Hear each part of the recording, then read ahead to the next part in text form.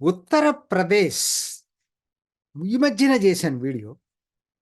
అంటే ఫిబ్రవరి 19 10,00,00,000 పెట్టుబడులు వస్తున్నాయని ముందుగా చేశాను నేను.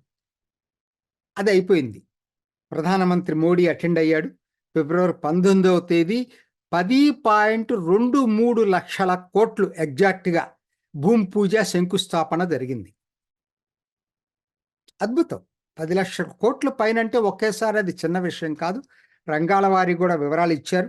అయితే నేనివాళ అది ఒక రికార్డు. నేను దాన్ని కాదంటలా. అయితే నేను ప్రత్యేకంగా ఎందుకు ఇవాళ నేను ఓన్లీ ఎంఎస్ఎంఈల మీద చేయబోతున్నా. ఎందుకంటే మోడీ కూడా దాంట్లో అటెండ్ అయ్యి ఆయన ఎంఎస్ఎంఈల పాత్రను గురించి మాట్లాడాడు.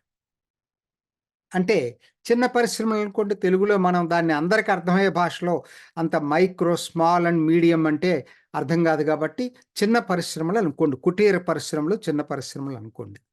ఇవి వాటికి సంబంధించి ఎందుకు మాట్లాడాల్సి వచ్చిందనంటే కారణం, అసలు ఇవాళ దేశంలో వ్యవసాయ రంగం తర్వాత అతిపెద్ద రంగం ఏదైనా ఉందంటే అది ఎంఎస్ఎంఈ. దేశంలో ఎక్కువ మందికి ఉపాధి కల్పిస్తుంది వ్యవసాయ రంగం తర్వాత ఎంఎస్ఎంఈ. 6.34 కోట్ల ఎంఎస్ఎంఈ యూనిట్లు ఉన్నాయండి దేశంలో. ఆలోచించుకోండి. యూనిట్లు, నేను చెప్పేది మనుషులు కాదు. 6.34 కోట్ల యూనిట్లు ఉన్నాయట. అయితే ఇవన్నీ రిజిస్టర్ కాకపోవచ్చు. జీడిపిలో ఇది 6% అట. మొత్తం తయారీ రంగంలో 33% పైగా ఉంది. మనం చేసేటువంటి ఎగుమతుల్లో 45% ఈ చిన్న పరిశ్రమల నుంచే జరుగుతుందండి. ఇది దేశంగా మనం స్థూలంగా చెప్పుకోవాల్సి వస్తే ఎక్కువ మంది అంటే ఎంతమంది ఆధారపడుతున్నారు దీని మీద ఉపాధి? 12 కోట్ల మంది దేశంలో. చిన్న ఫిగర్ కాదు ఇది. 12 కోట్ల మందికి ఉపాధి కల్పిస్తున్నటువంటి రంగం ఇది. ఇందులో మనం చూసుకోవాల్సింది ఏంటంటే అన్ని రిజిస్టర్ కాలేదు. అనార్గనైజ్డ్ సెక్టర్లోనే ఎక్కువ భాగం ఉన్నాయి. రిజిస్టర్ అయినవి ఇప్పటికీ 3.16 కోట్లండి. కరెక్ట్గా చెప్పాలంటే 2023 డిసెంబర్ 4వ తేదీకి అధికారికంగా ఇచ్చిన గణాంకాల ప్రకారంగా చూసుకున్నట్టయితే 3.16 కోట్లు అంటే దాదాపు 50% ఇవి రిజిస్టర్ అయినాయి. దాని పోర్టల్స్ కూడా ఉంటాయి రిజిస్టర్ అయినట్టుగా. ఏ రాష్ట్రంలో ఎక్కడ రిజిస్టర్ అయినాయి అని చూస్తే మన ఆ స్లైడ్స్ ఇచ్చాను మీకు. నంబర్ 1 రాష్ట్రం మహారాష్ట్ర. ఎప్పుడు నంబర్ 1 మహారాష్ట్ర అని 45 లక్షల యూనిట్లు ఉన్నాయి అక్కడ చిన్న పరిశ్రమలు. నెక్స్ట్ సర్ప్రైజింగ్గా ఉత్తరప్రదేశ్ వచ్చింది. అదరకు ఎప్పుడు ఉత్తరప్రదేశ్ లేదు. తమిళనాడు, గుజరాత్ ఉండే. అటువంటిది పోయి ఇప్పుడు సర్ప్రైజింగ్గా ఉత్తరప్రదేశ్ 35 లక్షలతోటి 2వ ప్లేస్లోకి వచ్చింది. యాక్చువల్గా 90 లక్షలు అది. ఇది అన్రిజిస్టర్డ్ ఎంఎస్ఎంఈలు మొత్తం కలిపి ఉన్నాయి 6 కోట్ల పైచిలుకలో 90 లక్షలు ఉన్నాయి. ఏది ఉత్తరప్రదేశ్లో. యాక్చువల్గా ఇంకా రిజిస్ట్రేషన్ తక్కువైనాయి, ఇంకా పెంచాలి. అదివరకు ఇంకా తక్కువ ఉన్నాయి. ఈ 5 సంవత్సరాల్లోనే, ఈ 2-3 సంవత్సరాల్లోనే యోగి పెంచాడు వీటిని. తమిళనాడు 3వ ప్లేస్లో ఉంది 27 లక్షలు. పశ్చిమ బెంగాల్ 26 లక్షలతో 4వ ప్లేస్లో ఉంది. ఇది ఎందుకు చెప్పుకోవాల్సి వస్తుందంటే కొత్త అన్నీ ఆర్థికంగా ఎలా రాష్ట్రాలు అభివృద్ధి అవుతున్నాయో ఇది దీనికి ఒక గుర్తింపు అండి. ఎందుకంటే ఉత్తరప్రదేశ్ 2nd ప్లేస్కి వచ్చింది, మధ్యప్రదేశ్ 5వ స్థానంకి వచ్చింది, గుజరాత్ తర్వాత 7వ స్థానంలో రాజస్థాన్ వచ్చింది. చూడండి, బీహార్ కూడా బాగానే వచ్చింది. మన తెలుగు రాష్ట్రాలు ఎక్కడ ఉన్నాయంటే తెలంగాణ 10వ స్థానంలో ఉంది. తెలంగాణ కన్నా పెద్దదైనటువంటి ఆంధ్ర మాత్రం 11వ స్థానంలో. ఇది దీని రాష్ట్రాల వారిగా లెక్కలు దీనికి సంబంధించినవి. అయితే దీని తర్వాత ఉత్తరప్రదేశ్లో దీని పాత్ర ఏంటని చూసినట్టయితే ఇప్పుడే చెప్పాను కదా, 14% షేరు 90 లక్షల యూనిట్లు అంటే మొత్తం 1,65,00,000 మందికి ఉపాధి కల్పిస్తుందండి. 1,65,00,000 మందికి 60% మొత్తం ఉత్తరప్రదేశ్ ఇండస్ట్రియల్ ప్రొడక్షన్లో 60% ప్రొడక్షను కేవలం చిన్న పరిశ్రమల ద్వారా వస్తుంది. దాదాపు 45% ఎక్స్పోర్ట్స్ కూడా దీని ద్వారా వస్తున్నాయి. తర్వాత ఇటీవల కాలంలో జరిగిన పరిణామం ఏంటంటే జిఐ ట్యాగ్ చాలా ఇంపార్టెంట్. జిఐ ట్యాగ్ అంటే మన ఐఎస్ఐ ముద్ర లాంటిది. అది ఉన్నప్పుడు కొనే వాళ్ళకైనా సరే జిఐ ట్యాగ్ ఉంటే దానికి తొందరగా మార్కెట్లోకి వెళ్ళిపోతుంది. జిఐ ట్యాగ్ ఉన్న 28 ప్రోడక్ట్స్కి జిఐ ట్యాగ్ తెప్పించుకోగలిగారు ఇటీవల. ఇంకొక 25 ప్రోడక్ట్స్ జిఐ ట్యాగు ప్రాసెస్లో ఉంది. తర్వాత దేశం మొత్తం మీద 184 క్లస్టర్స్ ఉన్నాయండి దీని కింద. ఏదో ఉత్తరప్రదేశ్లో అత్యధిక క్లస్టర్స్ ఉంది ఉత్తరప్రదేశ్లో. ఎందుకు ఏంటంటే ఇందుట్లో ప్రధానంగా కొన్ని చెప్తా. ఆగ్రా, గౌతమ్ బుద్ధ నగర్ అంటే నోయిడా చుట్టుపక్కల, గాజియాబాద్ చాలా ఎక్కువ ఉన్నాయి, గాజియాబాద్లో కూడా, లక్నో, వారణాసి, మేరట్, కాన్పూరు, వీటన్నిటిలో కూడా. ఎందుకంటే క్లస్టర్స్ ఉంటే దాన్ని మానిటర్ చేయడం కూడా ఈజీ, యాక్టివిటీ కూడా చాలా ఎక్కువగా ఉంటుంది. తర్వాత ప్రభుత్వ పాత్ర ఏంటని చూసుకునేటట్టయితే ఎన్నో ఇన్సెంటివ్స్ ఇచ్చారండి. యోగి ఆదిత్యనాథ్ ఎన్నో ఇన్సెంటివ్స్ ఇచ్చాడు దీనికి. ఒకవైపు ఇంట్రెస్ట్ సబ్సిడీ, మౌలిక సదుపాయాల ఇంట్రెస్ట్ సబ్సిడీ, క్యాపిటల్ సబ్సిడీ, ఇట్లా రకరకాల ఇన్సెంటివ్స్ ఇవ్వటం జరిగింది. పర్టికులర్గా వెనకబడిన ప్రాంతాల్లో పెడితే ఇంకా ఎక్కువగా. ఓపీఓడి, వన్ ప్రోడక్ట్ వన్ డిస్ట్రిక్ట్, దీన్ని బాగా క్యాపిటలైజ్ చేసుకోగలిగింది ఉత్తరప్రదేశ్. ఉత్తరప్రదేశ్లో దీంట్లో బాగా ఇన్సెంటివ్స్ ఇచ్చాడు యోగి.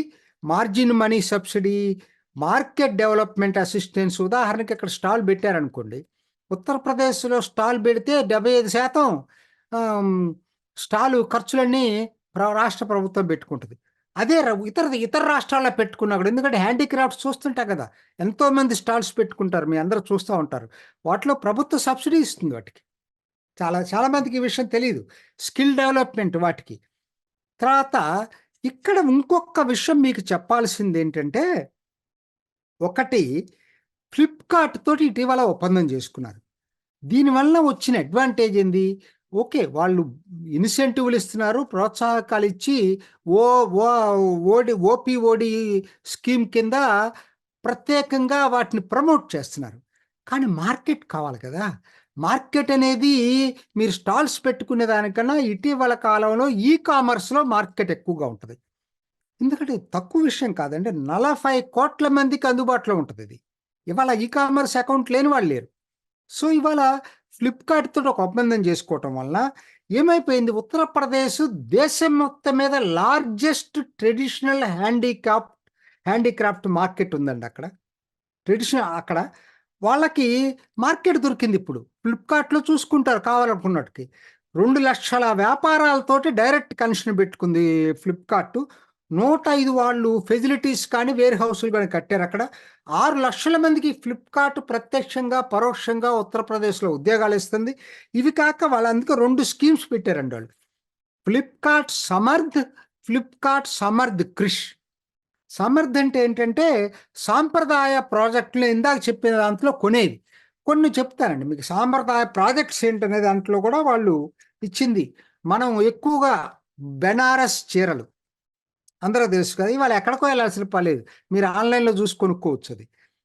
తర్వాత zardozi craft very famous Uttar Pradesh. Metal craft, brass, ఇవన్నీ కూడా చాలా ఫేమస్ అక్కడ. లెదర్ ప్రోడక్ట్స్ కాన్పూర్ ఇటు సైడ్, ఆగ్రా, ఇవన్నీ కూడా.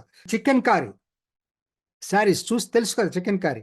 Wheat stalk craft and terracotta pottery, ఇది కూడా బాగా పాపులర్ అక్కడ. టెర్రకోటా గోరఖ్పూర్ సైడు అటువైపు అంతా కూడా. ఇవన్నీ కూడా ఇప్పుడు ఫ్లిప్కార్ట్లో మీరు కొట్టంగానే దొరుకుతున్నాయి. సో ఏంటి, వాళ్ళు ఎక్కడో మారుమూల ఉత్తరప్రదేశ్లో ఉన్నవాడి ప్రోడక్ట్ ఇవాళ అమ్ముడుపోతుంది ఫ్లిప్కార్ట్ ద్వారా. సో అట్లనే 50 ఖాదీ ఇన్స్టిట్యూట్స్ తోటి ఒప్పందం చేసుకున్నారు. సో ఖాదీ వెళ్ళిపోతా ఉంది. ఈ వన్ డిస్ట్రిక్ట్ వన్ ప్రోడక్ట్ దీనికి సంబంధించిన వాళ్ళతో కూడా ఒప్పందం చేసుకున్నారు. సో మొత్తం మీద ఏంటంటే ఒక వినూత్నంగా దీన్ని ముందుకు తీసుకెళ్ళగలిగాడు యోగి ఇవాళ. అదే ఈ ఫ్లిప్కార్ట్ సమర్థ్ కృషిలో అయితే వ్యవసాయ ఉత్పత్తులు అమ్ముతున్నారండి. చనా బ్రౌన్, మూంగ్ దాలు, ఆట, వీటట్ట, అట్లానే 100 ఎఫ్పిఓలు వాళ్ళు ఇచ్చిన దీని ప్రకారంగా ఫార్మర్స్ ప్రొడ్యూసర్స్ ఆర్గనైజేషన్స్ 100కి వీళ్ళు కనెక్షన్స్ పెట్టుకొని వాళ్ళని ఎడ్యుకేట్ చేయటం, వాళ్ళకి వీళ్ళ ప్రోడక్ట్స్ వాళ్ళ దగ్గర తెచ్చుకోవటం. సో ఇదంతా కూడా బ్రహ్మాండంగా దీన్ని కూడా డెవలప్ అవుతా ఉంది ఇప్పుడు.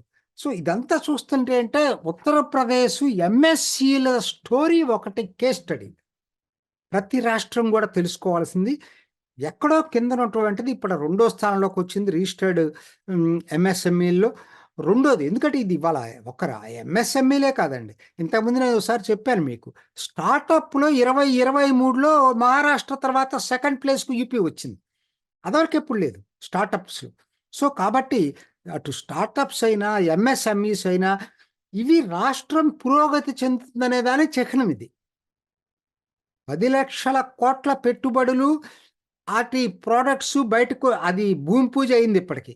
అవన్నీ అమల్లోకి వచ్చేటప్పటికి పూర్తయ్యి ఫ్యాక్టరీలు అంతా పూర్తి అయ్యేటప్పటికి ఇంకో 3-4 సంవత్సరాల తర్వాత ఉత్తరప్రదేశ్ దశనే మారిపోతుంది. ఈ లోపల ఈ ఎంఎస్ఎంఈలను కూడా ఎంత ప్రాధాన్యత అనేది యోగి గుర్తించి దాన్ని ప్రధానంగా ఇవాళ దాన్ని ఫోకస్ చేయటం వల్ల వాళ్ళ ఎకానమీకి అట్లానే ఉద్యోగాలకి ఉపాధికి ఎంతో ఎంతో ఉపయోగపడతాం. ప్రతి ఒక్కరూ తెలుసుకోవాల్సినటువంటి కేస్ స్టడీ ఇది. చూసారు కదండి. మరి ఈ వీడియో కనుక మీకు నచ్చినట్లయితే ఒక లైక్ కొట్టేసి మీ అభిప్రాయాన్ని కూడా కామెంట్ బాక్స్లో తెలియజేస్తూ ఇలాంటి ఇంట్రెస్టింగ్ అప్డేట్స్ కోసం మా ఛానల్ని సబ్స్క్రైబ్ చేసుకోండి.